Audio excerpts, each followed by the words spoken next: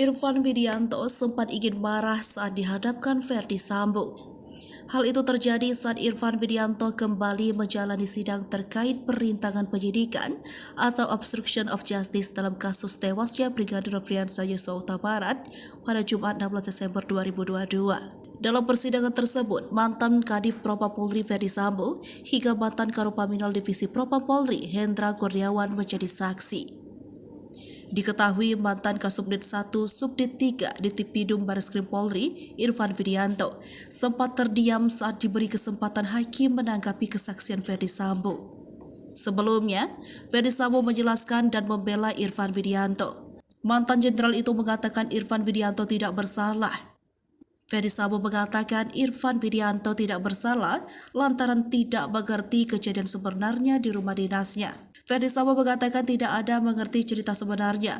Mereka tidak salah. Mereka orang-orang yang hebat. Saya tidak menghadapi mereka semua karena saya yang salah yang mulia, kata Verdi Sambo.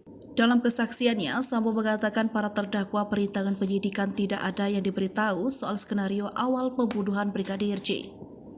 Sambo berkata tidak ada yang saya beritahu tentang cerita yang tidak benar itu. Tapi apa yang terjadi, mereka semua dipersalahkan karena pernah bekerja dengan saya.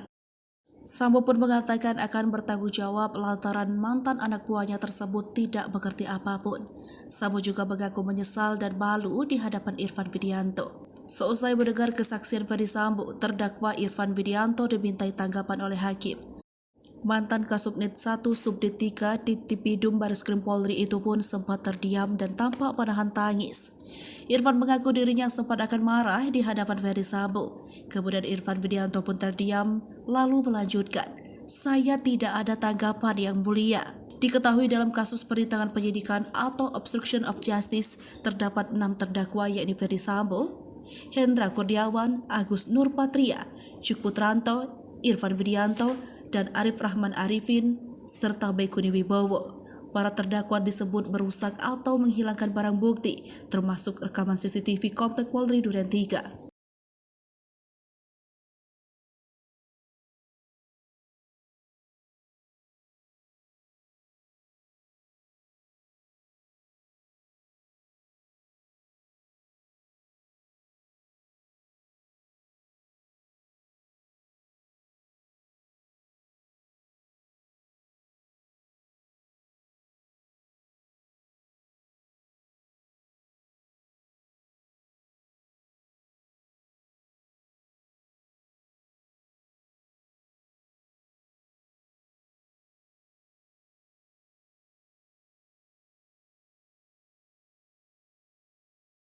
Hai pemirsa Sri Popo TV, jangan lupa komen, like, dan subscribe, serta tonton terus berita-berita terupdate lainnya ya.